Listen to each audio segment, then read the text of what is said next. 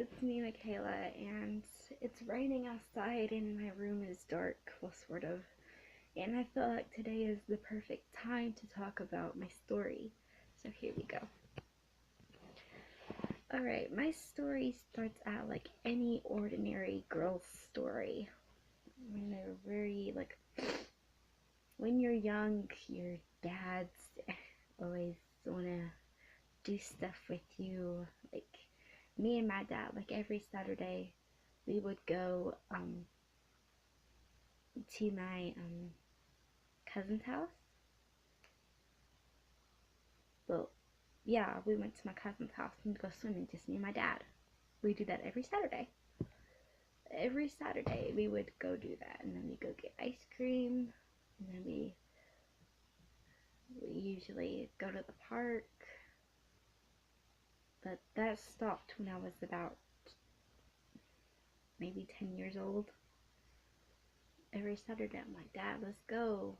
We usually do stuff on Saturday together, just you and me. We go swimming, we go get ice cream, we go to the park. He's like, no, I don't want to do that anymore. You're getting too old for that. I'm like, okay. So I would always go over to my friend's house, who lived right over here, this way. She lived over here, and her name was Sam. So every Saturday, if my dad wouldn't take me places, I would go over to Sam's house. And I'm like, okay. So when I was 11, things in my house have gotten drastically worse when I was 11. I mean, I'm laughing now, but look, it's like, I just laugh at myself because how ridiculous the stuff that happened in my house was. And like, like, my parents, my dad especially, like, my friends, are scared of my dad. Most of them are. So probably I'll be, like, vlogging over at friends' houses because my friends don't really like my dad that much, because my dad scares them a lot. Like, they would wake up at like 9 o'clock in the, like, they'd wake up at like 12 because they would hear something. And I'd be like, guys, it's just my dad. So we would stay up just, and my friend had a DS, so she had two DSs. So we would just stay up playing DS until my dad went to bed. And I'm like, guys, it's just my dad. There's nothing to be scared of. It's just my dad. But I don't have very many friends because they are scared of my dad.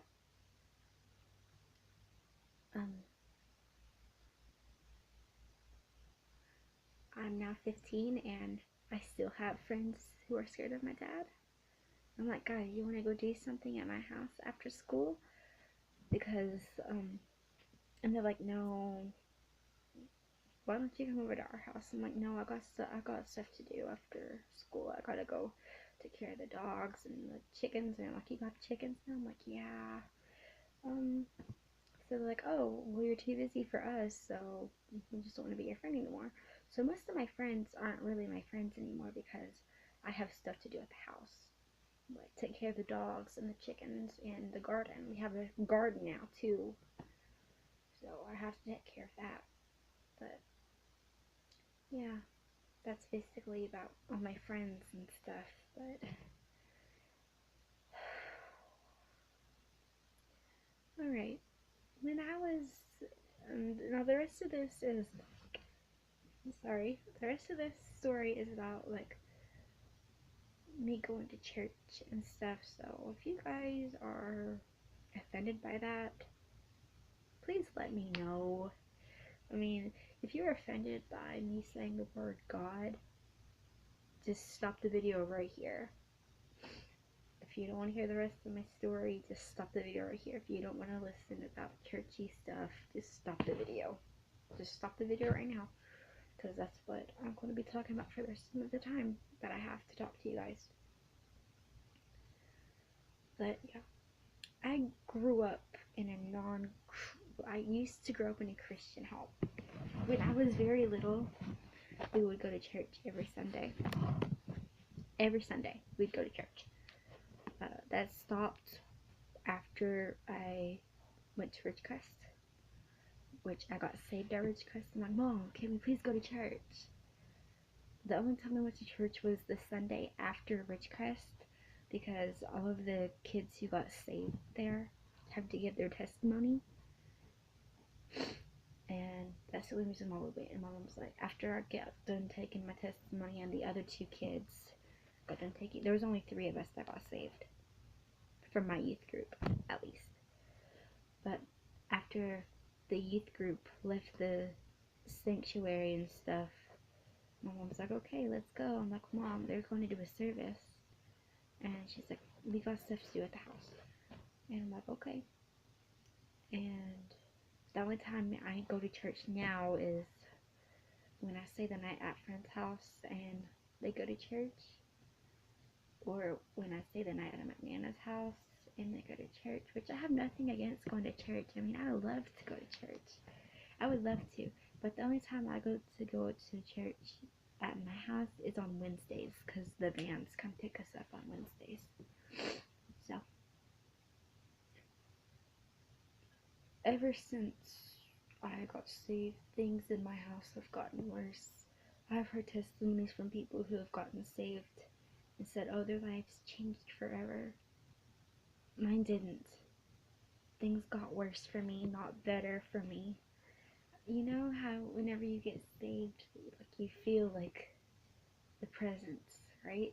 I felt the presence. Like, when it's like really cold and like, is it cold in here? And everybody's like, no, it's not cold in here. I'm like, yeah, guys, it's cold in here. That's how I was. And when my heart was racing real fast, and like, guys, I'm having a heart attack.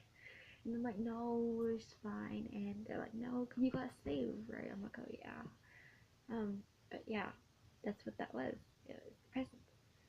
And when I went to my house, when I came back from Ridgecrest, that presence in my, like, I couldn't feel the presence anymore. Like, it was gone. Like, I knew he was there, like, in my heart, but mentally, I didn't know he was there. Mentally, I think he's not there. But in my heart, like, physically, he's there. Mentally, like, my brain is so weird. Like, I know God is there. It's just that my brain tells me different, and it's like, it's really weird. But anyway, that's not part of the story. But anyway, it was last month I went to this camp called IA Camp, which stands for I'm Accepted. Like, there were kids there who had drug problems and alcohol problems, and they were accepted for who they were. I mean, that's how I felt. Like, I was this shy girl who didn't know anybody there, and I didn't really talk to anybody. I just wore a hoodie all the time, and I was like this the whole time, just sitting there. And one of I call him my second dad, but he's really not. He's not my dad. And his wife is like my second mom. Who cares? Like, the family who cares. I call them the family who cares. But his name's Jacob. I don't remember his last name for the life of me. But his name's Jacob, and he's like the sweetest person I've ever met. Like, he's like my best friend. Like, I can trust him. Like, I can tell him anything. And it's like just between me, him, and God. Is this what he says? I'm like, no, I'm not telling anybody about this. He's like, no, it's just between me, you, and God. I'm like, okay. He makes me feel secure and safe. Like, so I was talking to him at camp, and he's like, I've noticed you haven't been talking to anybody. I'm like, yeah, I'm kind of nervous. I've been a weekend away from home. I haven't been a whole week away from home, if you know what I'm saying. And he's like, and I'm like, I'm not used to being away from home this long. He said, oh, I know how you feel. He's like, yeah. But, I don't know what else to say. But it's like, he's like, I told him, like, the last day of that camp, I'm like, can I just please go home with you? Please? And he's like, I don't really have custody over you. I'm like, I don't care, just take me home with you. And he's like, no, I can't. I'm like, I don't want to go home. I told him I didn't want to go home because I know if I went back to my house, it was just going to get worse for me. That's when I'm sorry if you guys can hear the TV in the living room. I'm sorry. It's just, but things have actually gotten a little bit better. They haven't gotten completely better, but they're getting better. They're not as bad as, things aren't as bad as they used to be.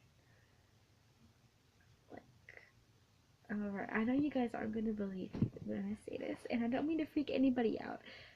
This last part is just me talking about, like, the nightmares that I have. So if you don't want to hear this, please stop the video. But if you want to hear, like, the whole story, just keep watching. I promise. I'm sorry if I make anybody scared.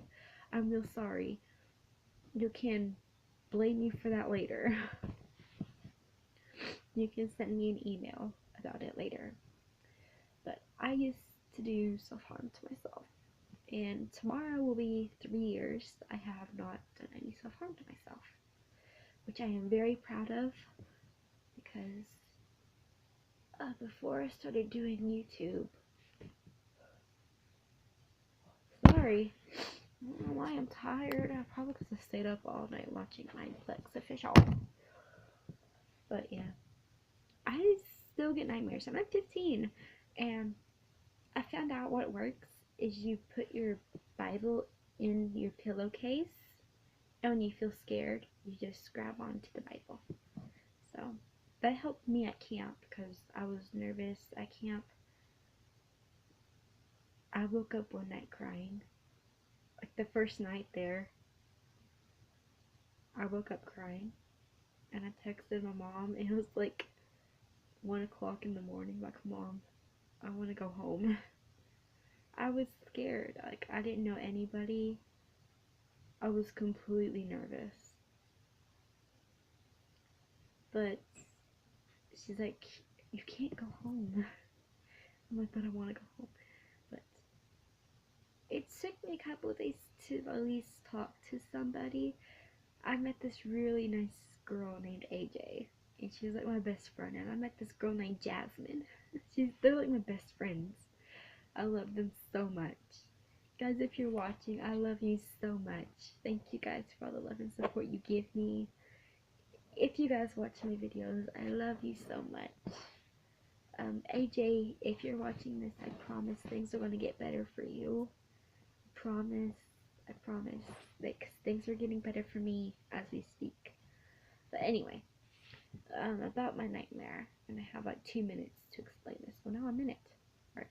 Anyway, alright, so it's dark out, right? Like every nightmare starts out. It's dark. It's stormy.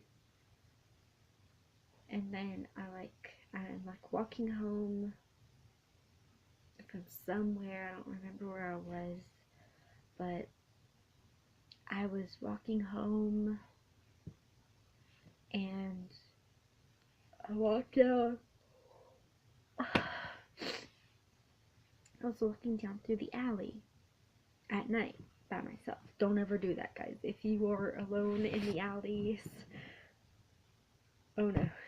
But anyway, this guy wearing a black hoodie and a black shirt, black pants, black shoes, everything. He was wearing like a ski mask over that thing, and he was like following me. So I stopped because it was like the corner of like the street or whatever, and it's like you look both ways before you cross the street. That's when he pulled out his knife and stabbed me. And I don't remember what happened after that. I woke up and I fell back to sleep, and it was me in the hospital. So yeah, I'm over time, but thank you guys so much for watching this. I'll put more stuff down in the description below. Love you, bye.